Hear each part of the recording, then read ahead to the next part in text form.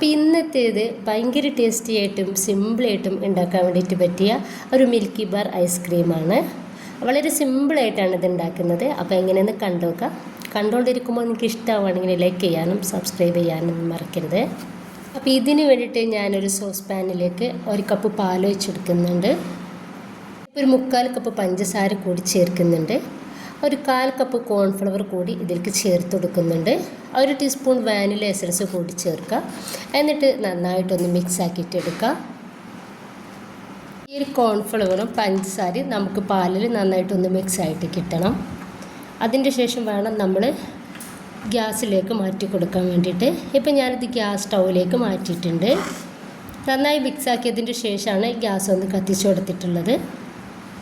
ഈ ഒരു പാല് തിളക്കുന്ന ആ ഒരു ടൈം മാത്രം മതി നമുക്ക് കോൺഫ്ലവറും ബൂവായിട്ട് കിട്ടാൻ വേണ്ടിയിട്ട്. എന്നിട്ട് നമുക്കിത് നന്നായിട്ടൊന്ന് തിളപ്പിച്ചിട്ടെടുക്കാം. ഇപ്പോൾ ഇത് കുറേശ്ശെ ഒന്ന് തിക്കാവാൻ വേണ്ടിയിട്ട് തുടങ്ങിയിട്ടുണ്ട്. അപ്പോൾ ഇത് പോരാ, ഒന്നുകൂടി നമുക്ക് റെഡിയായിട്ട് കിട്ടണം. ഈ ഒരു പാല് തിളച്ച് കിട്ടിയിട്ടില്ല, ഒന്ന് ചൂടായിട്ട് മാത്രമേ ഉള്ളൂ. ഈ ഒരു പാല് നന്നായിട്ട് തിളച്ച് കിട്ടിയിട്ടുണ്ട്. അതിൻ്റെ ഒപ്പം തന്നെ നമ്മൾ കോൺഫ്ലവറും ബൂവായിട്ടുണ്ട്. അപ്പോൾ ഇതാ ഈ ഒരു തിക്നെസ്സാണ് നമുക്ക് ആവശ്യമുള്ളത്.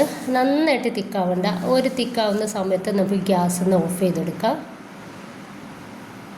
അപ്പോൾ ഇതാ ഇത്രയും മതി. ഈ രീതിയിലാവുമ്പോൾ നമുക്ക് ഗ്യാസ് ഓഫ് ചെയ്തിട്ട് ഒന്ന് ചൂടാറാൻ വേണ്ടിയിട്ട് മാറ്റി വെക്കാം. നന്നായിട്ടൊന്ന് ചൂടാറി കിട്ടണം.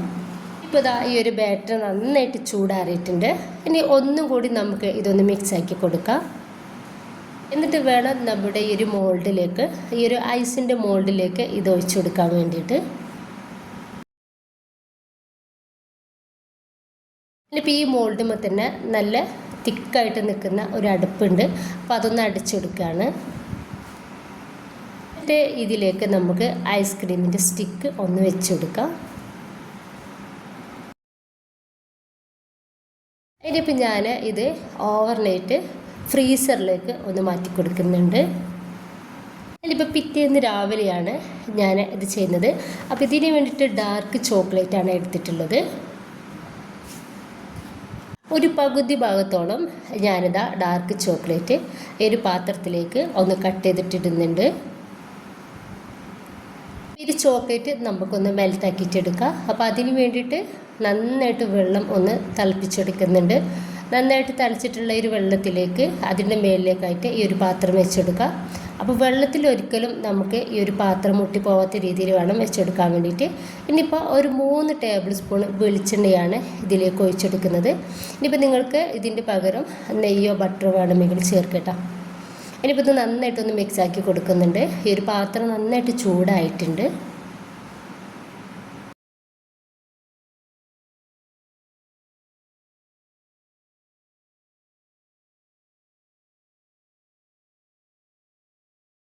ഒട്ടും കട്ടറില്ലാത്ത രീതിയിൽ വേണം നമുക്കൊരു ചോക്ലേറ്റ് ഒന്ന് മെൽറ്റാക്കിയിട്ട് എടുക്കാൻ വേണ്ടിയിട്ട്. അപ്പോൾ അത് നന്നായിട്ടൊന്ന് മെൽറ്റായിട്ട് കിട്ടിയിട്ടുണ്ട്. നന്നായിട്ടൊന്ന് ചൂടാറാൻ വേണ്ടിയിട്ട് ഒന്ന് മാറ്റി വെക്കാം. ഇപ്പോൾ ഇതാ ഈ ഒരു ചോക്ലേറ്റ് നന്നായിട്ട് ചൂടാറിയിട്ടുണ്ട്. ആ ഒരു ടൈമിൽ ഞാനിതുപോലെ ഒരു ഗ്ലാസ്സിലേക്ക് ഒഴിച്ചു കൊടുക്കുകയാണ്. അപ്പോൾ നമുക്ക് ഈ ഐസ് ഒന്ന് ഇതിൽ ഡിപ്പ് ചെയ്ത് എടുക്കാൻ വേണ്ടിയിട്ട് സുഖമായിട്ട് ഡിപ്പ് ചെയ്യാൻ വേണ്ടിയിട്ടാണ് ഇങ്ങനെ ചെയ്യുന്നത്. ഇനിയിപ്പോൾ ഞാൻ കുറച്ച് വെള്ളം എടുത്തിട്ടുണ്ട്.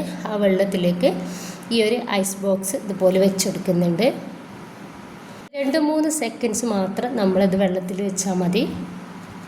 ഇപ്പം ഇതിൻ്റെ മുകളിലുള്ള ആ ഒരു അടുപ്പുകൾ മൊത്തം നമുക്കൊന്ന് എടുത്ത് മാറ്റാം. ഈ ഒരു സ്റ്റിക്ക് നമ്മൾ ബലത്തിലായിട്ട് പറിച്ചെടുക്കരുത്. ഇതുപോലെ ഒന്ന് മിക്സാക്കി കൊടുത്തതിൻ്റെ ശേഷം എല്ലാം ഒന്ന് ഊരിട്ടെടുത്താൽ മതി. ഇനിയിപ്പോൾ നമുക്ക് ഈ ഒരു ചോക്ലേറ്റിൽ ഇതൊന്ന് ഡിപ്പാക്കിയിട്ടെടുക്കാം. നന്നായിട്ട് തണുക്കണം നമ്മുടെ ഒരു ഐസ്. അപ്പോൾ നന്നായിട്ട് ഒന്ന് ഡിപ്പാക്കി കൊടുക്കുക. അപ്പോൾ ഈ ഒരു ഐസ് നന്നായിട്ട് തണുക്കണം എന്നെങ്കിൽ മാത്രമാണ് നമ്മൾ ആ ഒരു മോൾഡിൽ നിന്ന് എടുത്തത് നമുക്ക് ഫ്രിഡ്ജിലേക്ക് മാറ്റിയിട്ട് ഓരോന്നായിട്ട് ഇതുപോലെ ഡിപ്പാക്കിയിട്ട് എടുത്താൽ മതി.